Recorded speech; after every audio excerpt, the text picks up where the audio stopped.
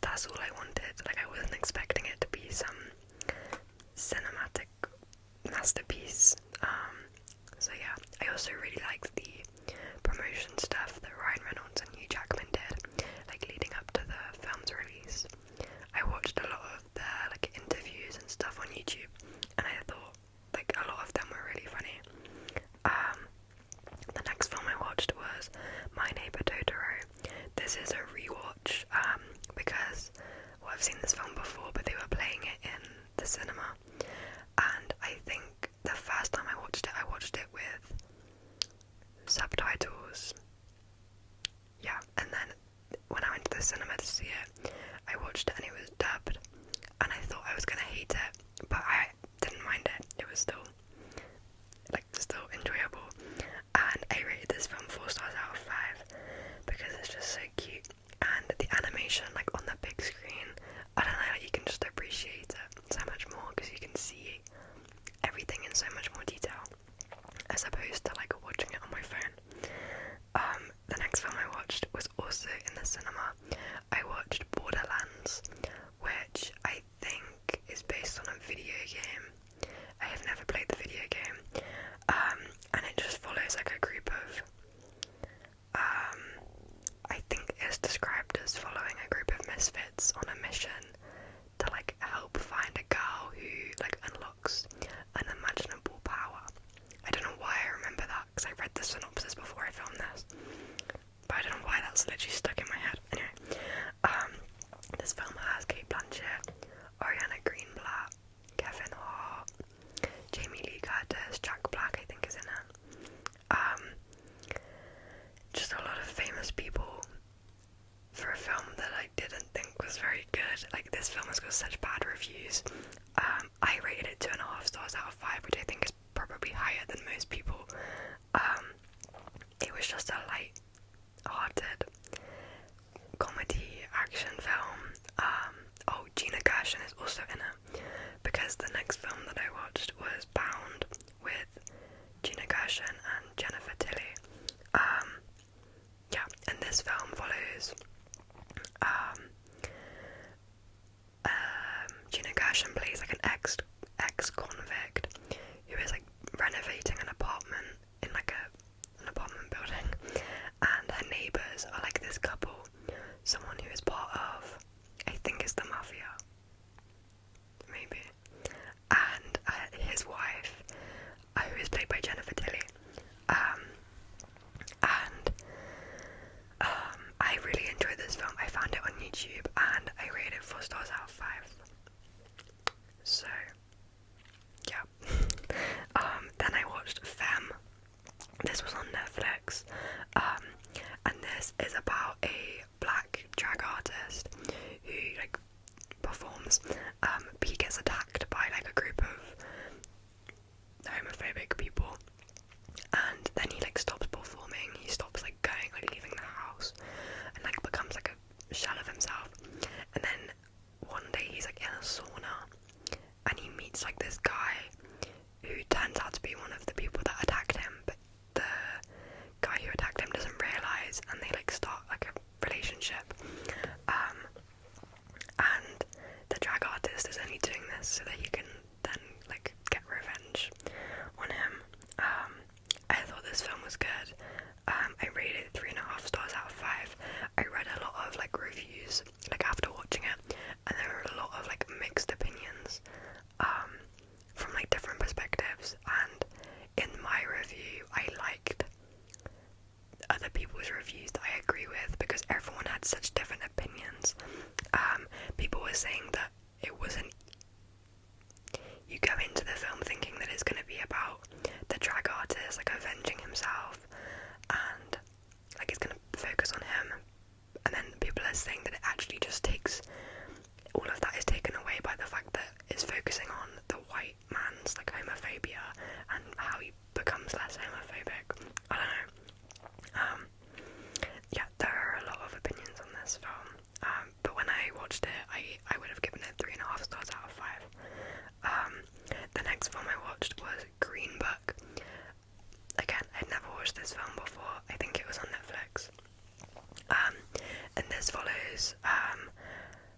two people, a famous pianist, yeah, called Don Shirley, who hires a man called Tony Lip to like be his driver and kind of like assistant.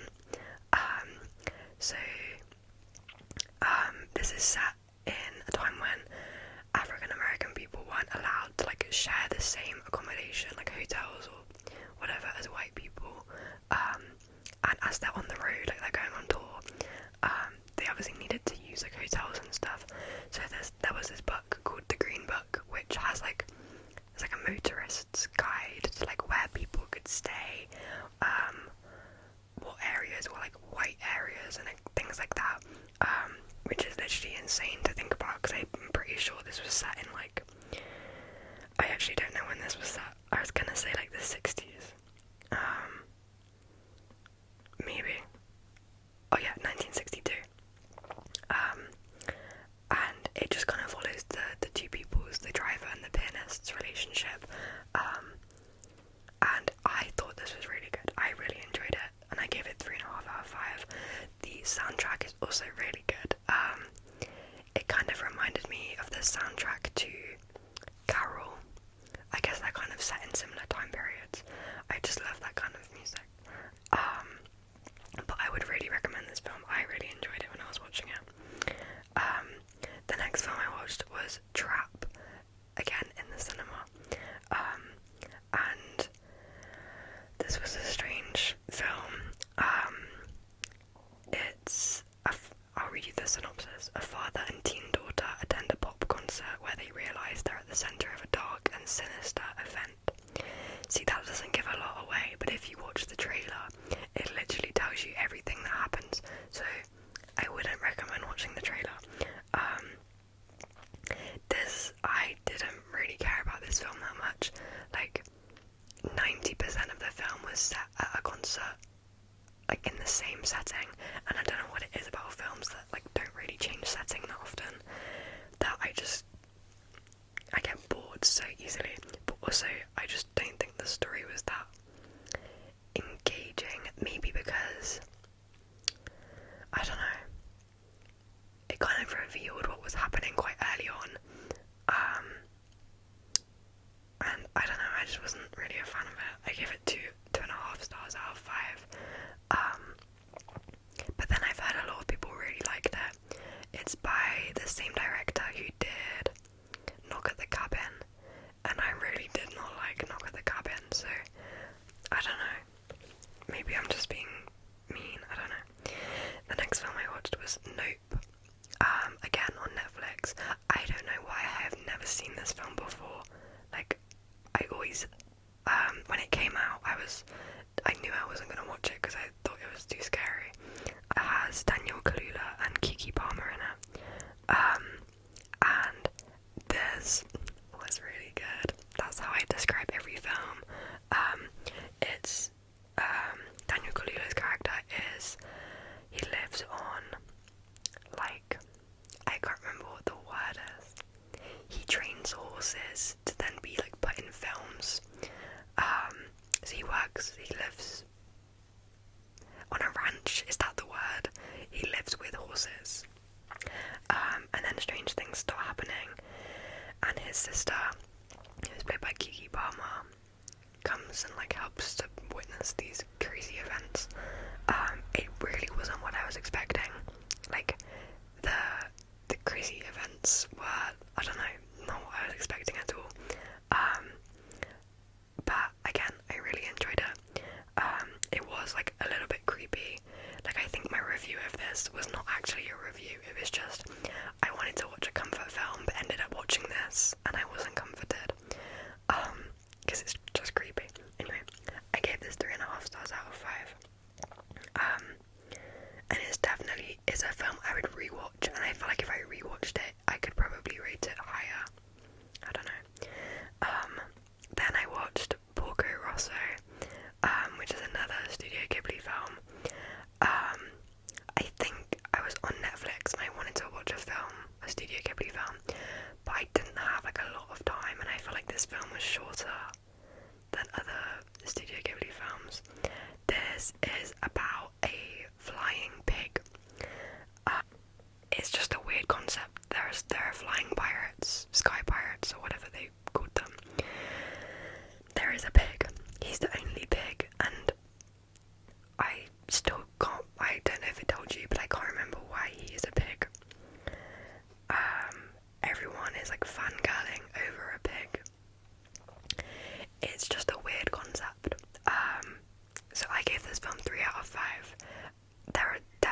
the Studio Ghibli films that I prefer so much better. I just thought the concept of this was so random. I guess a lot of Studio Ghibli films are very random though, but this one just seemed extra random. The fact that everyone was okay with a pig walking around and no one like thought twice about it. Anyway, the next film I watched was Lucy.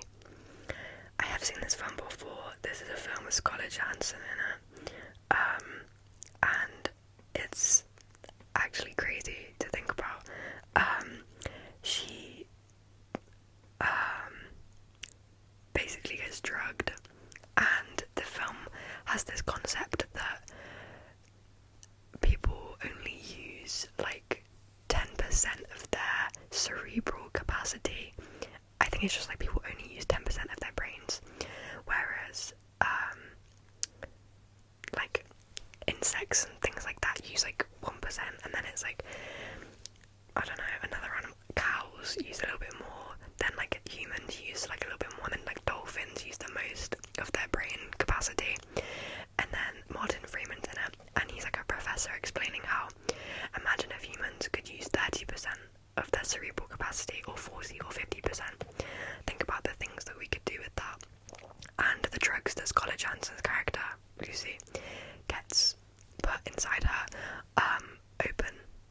open these things, and her brain capacity just keeps increasing, and you get to see the changes. Things like you can move things with your mind, or stuff like that. It's a crazy concept. But I love it. It's like an action film. Well, it is an action film, but I don't know what to compare it to. No, I don't know. It's just such a random concept. Did I say Martin Freeman? I meant Morgan Freeman. Sorry. Anyway, moving on. The next film that I watched was Cuckoo, which again I saw in the cinema. This is a horror film with Hunter Schafer and Dan Stevens. I'm gonna have a look because I can't remember. Yeah, Dan Stevens. This is set in the German Alps, and Hunter Schafer plays a character called Gretchen. Gretchen's dad and like stepmom and half sister moved to the German Alps on like this kind of like I think it's part of a ski resort or something like that. And Gretchen gets a job working behind the like reception of like the hotel, and then crazy stuff happens. This was scary, but I also hate scary films. But I didn't hate this, and I kind of want to see it again because then I will like be less scared and I can like actually watch the film. I rated this film 3.5 stars out of 5, but I know so many people that gave it like 4 stars or 5 stars. Probably just because they watch more scary films and they're not scared as easily as me. But I really enjoyed the visuals of this and like the creepy, I don't know. Yeah, it was just a bit scary, and it's quite gory as well. But yeah. Anyway, the next film I watched was The Perks of Being a Wallflower. I had never seen this film. I read the book like a couple of years ago, and I couldn't really remember what happens at the end. But this film is so beautiful. I gave this film 5 stars out of 5. I love it. I love the soundtrack. I just love the whole thing. It's just so beautiful. I watched this on YouTube as well, actually. Yeah, it's so sad, but also very comforting, and I would highly recommend it. I'm definitely gonna reread the book, because then I'll have like a, sorry my stomach just rumbled, because then I'll have like a visual version of it in my head whilst I'm reading it. Next, the second to last film I watched was Blink Twice, again in the cinema. I went to the cinema quite a lot this month. is a film directed by Zoe Kravitz, and it has Channing Tatum, I can't remember anyone else's name, Naomi Aki, Adria, wait, I've said that name before, she's the actress in The Hitman, Adria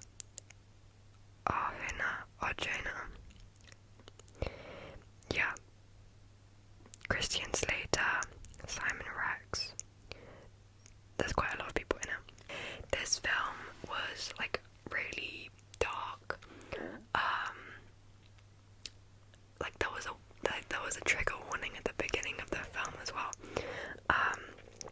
and I don't know, the first like half of the film reminded me of the Knives Out, like the Glass Onion, the second one I think. It's just about like rich people on an island, that kind of thing. Like I thought it was set on the same island or like the same set, and I don't know, I didn't like it that much, but I also know people that really enjoyed it and they said it's like one of the best films of the year. I don't know, there was just something about it I just didn't like, or I didn't care about it enough. I don't know, I gave it 2.5 stars out of 5. Maybe I need to rewatch it. Sorry, my stomach is still rumbling. I don't know, I don't know. The last film I watched this, in August was Beetlejuice, just preparing myself for the second one. I rated this 4.5 stars out of 5. I have seen this before. I have nothing else to say about this. This film is really good. I love it, and I'm so excited for the second one, which I think comes out on the 6th of September.